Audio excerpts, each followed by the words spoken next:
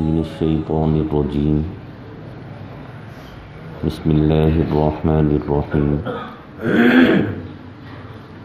وقال ربكم ادعوني استجب لكم ان الذين يستكبرون عن عبادتي سيدخلون جہنم داخرین۔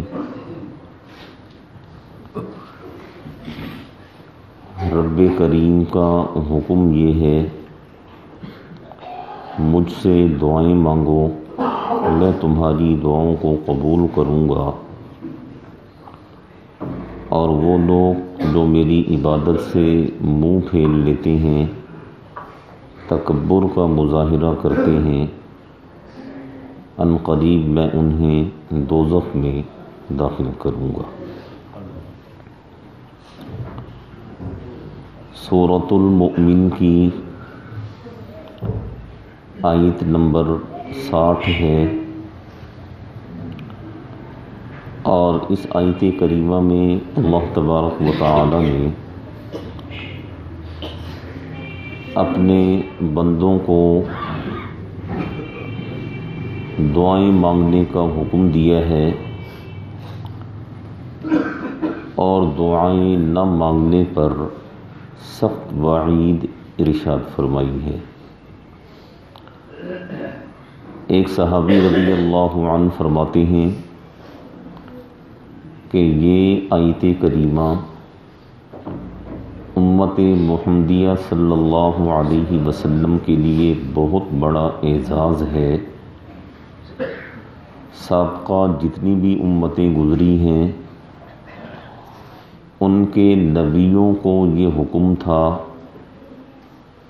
کہ رب کریم فرماتے ہیں کہ مجھ سے دعائیں مانگو، میں تمہاری دعاؤں کو قبول کروں گا، اور یہ امت محمدیہ اتنی عظیم الشان امت ہے کہ براہ راست امت کو حکم دیا گیا کہ تم مجھ سے دعائیں مانگو، میں تمہاری دعاؤں کو قبول کروں گا۔ دعا کے بارے میں یاد رکھیں، دعا الفاظ کا نام نہیں ہے، دعا ایک کیفیت ہے جو انسان کے اندر ہی بنتی ہے اور اندر ہی سے نکلتی ہے۔ یا اللہ یا اللہ یا اللہ، یہ پڑھنا دعا نہیں ہے۔ جب انسان کا دل پریشان ہو، انسان کسی تکلیف میں ہو، انسان کسی مصیبت میں ہو، اور ایسی حالت میں انسان کا ایک دفعہ اللہ کہہ دینا، ایک دفعہ میرے رب کہہ دینا، یہ بہترین دعا ہے کہ انسان اللہ کی ذات کو پکار رہا ہے۔ ہم نے دنیا میں ایک چیز کا مشاہدہ کیا ہے کہ اگر ہم دنیا میں کسی سے کوئی چیز مانگتے ہیں تو وہ بجائے دینے کے ناراضگی کا اظہار کرتے ہیں، اور اللہ تبارک و تعالی وہ ذات ہیں جو فرماتی ہیں کہ اگر مجھ سے نہیں مانگو گے تو میں تمہیں دوزخ میں ڈال دوں گا۔ عربی زبان کا ایک شعر ہے، اللہ یغضب ان ترکت سؤالہ، کہ اللہ تعالی ناراض ہوتے ہیں، غضبناک ہوتے ہیں اگر اس سے مانگنا چھوڑ دیا جائے۔ اور انسانوں کی کیفیت یہ ہے، وَبَنِي آدَمَ حِينَ يَسْأَلُ يَغْضَبُ، کہ انسانوں کی عادت یہ ہے کہ جب ان سے مانگا جاتا ہے تو وہ غضبناک ہو جاتے ہیں، غصہ کر جاتے ہیں اور ناراضگی کا اظہار کرتے ہیں۔ اللہ تعالیٰ فرماتے ہیں میں تمہارا رب ہوں، میں تمہارا رازق ہوں، میں تمہارا خالق ہوں، میں تمہارا مالک ہوں، تم میرے قبضہ قدرت میں ہو، اپنی تکلیف میں، اپنی خوشی میں مجھ سے دعائیں مانگو، میں تمہاری دعاؤں کو قبول کروں گا۔ اور وہ رب دعائیں قبول کرنے میں اتنا سخی ہے اگر مسلمان دعا مانگتے ہیں وہ رب قبول کرتے ہیں، کافر دعا مانگتے ہیں وہ رب قبول کرتے ہیں، یہاں تک کہ شیطان نے دعا کی، اللہ تعالیٰ نے شیطان کی دعا کو بھی قبول کیا ہے۔ آپ کہیں گے کہ یہ قاری صاحب نے کیسی بات کر دی کہ شیطان کی دعا اللہ نے قبول کی ہے؟ بات کو تھوڑا سا سمجھیے گا۔ اللہ تعالیٰ نے فرشتوں کو حکم دیا کہ آدم علیہ السلام کو سجدہ کرو۔ جتنے بھی فرشتے تھے ان سب نے سجدہ کیا الا ابلیس، سوائے شیطان کے۔ استکبر، اس نے تکبر کا مظاہرہ کیا، وکان من الکافرین، اور وہ منکرین میں سے ہو گیا، کافرین میں سے ہو گیا۔ شیطان کی اپنی حیثیت کیا تھی؟ شیطان کے بارے میں یاد رکھیں، یہ جبرائیل کا استاد تھا، میکائیل کا استاد تھا، عزرائیل کا استاد تھا، اسرافیل کا استاد تھا۔ جتنے بھی بڑے بڑے فرشتے ہیں یہ ان سب کا استاد تھا۔ اور کتابوں میں لکھا ہے آسمانوں میں بالشت بھر جگہ ایسی نہیں ہے جہاں اس شیطان نے سجدہ نہ کیا ہو یا اس نے وہاں کھڑے ہو کر بیٹھ کر رب کریم کی عبادت نہ کی ہو۔ جب آدم علیہ السلام کو سجدے کا حکم دیا گیا تو جتنے بھی فرشتے تھے ان سب نے سجدہ کیا۔ تو شیطان نے کہا رب کریم میں آدم کو سجدہ نہیں کر سکتا، وجہ یہ ہے انا خیر من، کہ میں اس سے بہتر ہوں۔ یہ جو میں ہے نا، میں، شیطان بھی میں کے چکر میں آیا تھا۔ اس نے کہا انا، میں۔ لکھا ہے کہ میں کی بیماری جسے لگ جاتی ہے اسے پھر نہ دعا لگتی ہے نہ دوا لگتی ہے۔ یہ اتنی بدترین بیماری ہے کہ انسان میں آ جائے۔ تو شیطان نے کہا انا، کہ میں اس سے بہتر ہوں۔ خلقتنی من نار، اے اللہ تو نے مجھے آگ سے بنایا ہے، وخلقتہ من طین، اور آدم کو تو نے مٹی سے بنایا ہے۔ مٹی کی صفت نیچے گرنا ہے، آگ کی صفت اوپر جانا ہے۔ جو چیز اوپر جاتی ہے وہ بلند ہوا کرتی ہے، تو مقام اور مرتبے میں آدم سے بلند ہوں، تو میں کیوں کر آدم کو سجدہ کروں؟ تو اللہ تعالیٰ نے فرمایا فخرج منہا فإنک رجیم۔ اللہ کی ذات کسی کی عبادت کی محتاج نہیں ہے، اللہ کی ذات کسی کے سجدوں کی محتاج نہیں ہے، اللہ تبارک و تعالیٰ کسی کے قیام اور رکوع کے محتاج نہیں ہیں۔ اللہ تعالیٰ نے اسی وقت اس مردود سے فرمایا فخرج، دفع ہو جائیں یہاں سے، فإنک رجیم، تو رجیم ہے، مردود ہے، وإن علیک لعنتی الی یوم الدین، قیامت کے دن پر تجھ پر میری لعنت ہے، میرے فرشتوں کی لعنت ہے۔ تو وہاں شیطان نے ایک دعا مانگی اللہ تعالیٰ سے، اللہ تعالیٰ نے شیطان کی اس دعا کو قبول فرمایا۔ اب دیکھیے اللہ تعالیٰ بھی اس وقت غضبناک ہیں، اور اس بدبخت نے حرکت بھی ایسی ہی کی تھی کہ غضبناک ہونا چاہیے تھا، تو اللہ تبارک و تعالیٰ کا غصہ عروج پر تھا۔ ایسے وقت میں اس نے دعا مانگی، اللہ تعالیٰ نے فوراً اس کی دعا کو قبول فرمایا۔ اللہ تعالیٰ نے جب شیطان سے فرمایا فخرج منہا فإنک رجیم وإن علیک لعنتی الی یوم الدین، تو شیطان نے فوراً کہا قال ربی، شیطان نے پھر بھی کہا ربی، میرا رب، فانظرنی الی یوم یبعثون، بس میں یہ دعا مانگتا ہوں کہ مجھے قیامت تک کے لیے زندگی دے دی جائے، قیامت تک کے لیے مجھے زندہ رکھا جائے۔ تو اللہ تبارک و تعالی نے شیطان کی دعا کو قبول فرمایا، فإنک من المنظرین، جا تیری یہ دعا قبول ہے، الی یوم الوقت المعلوم، قیامت کے صبح تک تجھے زندگی ہے، موت نہیں آئے گی۔ تو پھر شیطان نے کہا فَبِعِزَّتِكَ لَأُغْوِيَنَّهُمْ أَجْمَعِينَ، اے رب کریم جب اتنی لمبی مہلت تو نے مجھے دے دی ہے تو مجھے تیری عزت کی قسم جو بھی بندہ روئے زمین پر آئے گا میں اسے اپنے جال میں پھنسانے کی کوشش ضرور کروں گا۔ میں اور آپ تو اس کے سامنے کوئی چیز نہیں ہے۔ اس نے انبیاء کرام پر اپنے جال پھینکے ہیں، انبیاء کرام کو راستے سے ہٹانے کی کوشش کی ہے، اور ہر کسی پر اس نے وار کیا ہے۔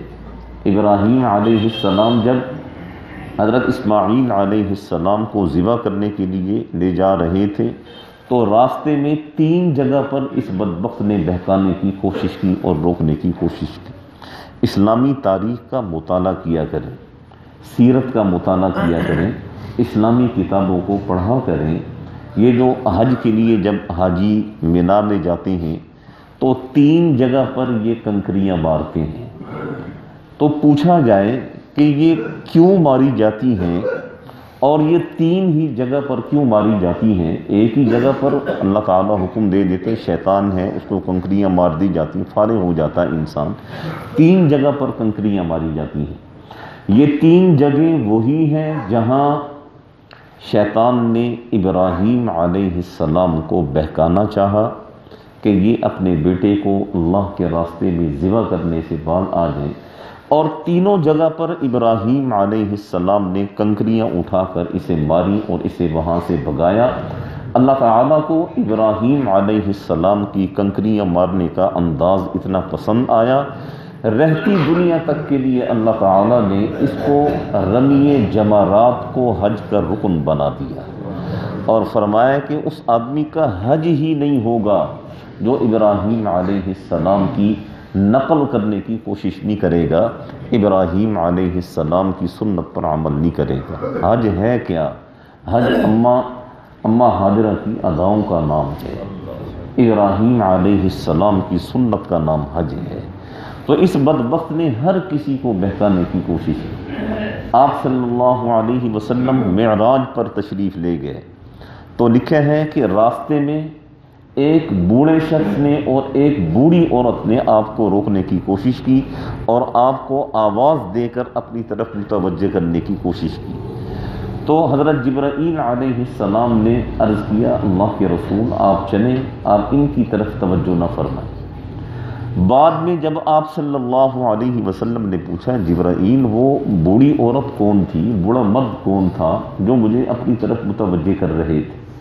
تو جبرائیل نے کہا اللہ کے رسول وہ بوڑھی عورت وہ دنیا تھی جو آپ کو اپنی طرف متوجہ کر رہی تھی، اور وہ بوڑھا مرد شیطان تھا جو آپ کو اپنی طرف متوجہ کر رہا تھا، اور آپ نے اچھا کیا ہے نہ آپ دنیا کی طرف راغب ہوئے نہ آپ شیطان کی طرف راغب ہوئے۔ تو قیامت کی صبح تک اس بدبخت کو اللہ تعالیٰ نے مہلت دی ہے کہ تجھ پر موت نہیں آئے گی، یہ اس سے فائدہ اٹھا رہا ہے۔ ہر عام و خاص پر اس نے اپنا وار کیا ہے، حتیٰ کہ نبیوں کو بھی اس نے نہیں چھوڑا۔ تو بات کر رہا تھا کہ اللہ تعالیٰ صرف مسلمانوں کی دعاؤں کو قبول نہیں فرماتے ہیں، کافر بھی جو اسے نہیں مانتے، اس کا انکار کرتے ہیں، وہ بھی اگر دعا کے لیے ہاتھ اٹھائیں گے اللہ تعالیٰ ان کی دعا کو بھی قبول فرماتے ہیں۔ اور شیطان جو دشمن ہے، سب سے بڑا دشمن ہے، اس نے بھی نافرمانی کے بعد جب اللہ تعالیٰ سے دعا کی تو اللہ تعالیٰ نے اس کی دعا کو بھی قبول فرمایا۔ تو اللہ تعالیٰ فرماتے ہیں ادعونی، مجھ سے دعا مانگو، مجھ سے مانگو، استجب لکم، میں تمہاری دعاؤں کو قبول کروں گا۔ علماء کرام نے لکھے ہیں سب سے بہترین طریقہ یہ ہے انسان اپنے بارے میں خود دعا مانگے، اور پھر یہ ہے کہ پھر پوری امت کے لیے دعا کی جائے۔ ایک بزرگ کے پاس ایک شخص آیا، اس نے کہا جی حضرت میرے لیے دعا فرمائیں، میں فلاں معاملے میں پریشان ہوں۔ تو ان بزرگوں نے پوچھا کہ آپ کے والدین یا والدین میں سے کوئی ایک زندہ ہیں، حیات ہیں؟ تو اس شخص نے کہا کہ جی میرے والدین حیات ہیں۔ تو اس بزرگ نے کہا کہ آپ جائیں اپنے والدین سے دعا کروائیں، آپ کے والدین سے بڑھ کر اس وقت آپ کے لیے روئے زمین پر کوئی بزرگ نہیں ہے، اور جو چاہت، جو محبت، جو تعلق ماں باپ کا اپنی اولاد کے ساتھ ہوا کرتا ہے وہ روئے زمین پر اور کسی انسان کے ساتھ نہیں ہوا کرتا۔ یہ اللہ تبارک و تعالی نے ماں باپ کا ایک تعلق ایسا رکھا ہے، قرآن مجید کا اگر مطالعہ کریں تو ماں اپنے حق کے بعد اللہ تعالیٰ نے ماں باپ کے حق کو بیان فرمایا ہے۔ وَقَضَىٰ رَبُّكَ أَلَّا تَعْبُدُوا إِلَّا إِيَّاهُ، فرمایا کہ میری عبادت کرو، اور یہ اللہ کا حق ہے اس کی عبادت کی جائے۔ اپنے حق کے بعد اللہ تعالیٰ نے فوراً والدین کے بارے میں فرمایا وَبِالْوَالِدَيْنِ إِحْسَانًا، اپنے ماں باپ کے ساتھ حسن سلوک کا مظاہرہ کریں۔ اسی طریقے سے یہ چیز یاد رکھیں، اگر کوئی شخص بیمار ہے، بیمار آدمی سے دعا کروائی جائے، آپ صلی اللہ علیہ وسلم نے فرمایا کہ بیمار آدمی کی دعا اللہ تعالیٰ بہت جلد قبول فرماتے ہیں۔ اسی طریقے سے کوئی آدمی حج عمرے سے واپس آیا ہے، اللہ کے گھر کی زیارت کر کے آیا ہے، تو لکھا ہے کہ یہ جو زیارت کر کے آیا ہے 40 دن تک اس کی دعائیں اللہ تعالیٰ قبول فرماتے ہیں، وہ اپنے حق میں کرے یا کوئی اس کی دعائیں کروائے، 40 دن تک اللہ تعالیٰ اس کی دعائیں قبول فرماتے ہیں۔ اور اسی طریقے سے یہ بھی یاد رکھیں کہ دعا کی قبولیت کیا ہے۔ ہم بہت چھوٹے دماغ کے اور چھوٹی نظر کے مالک ہیں، ہم یہ کہتے ہیں کہ ادھر سے بس ہم منہ سے نکالیں اور آسمان سے فوراً قبولیت اتر آئے۔ اللہ کے بندو، کیا ہم بھی ایسے ہی کرتے ہیں کہ اللہ کا جو حکم ہمارے کانوں تک پہنچتا ہے ہم فوراً اس کے اوپر عمل کرنا شروع کر دیتے ہیں؟ ہم تو 100 کیڑے اس میں نکالتے ہیں کہ کسی طریقے سے ہم جو ہے عمل کرنے سے بچ جائیں، سہولت ہمیں مل جائے، شریعت کی پابندیوں میں ہم لوگ نہ آئیں۔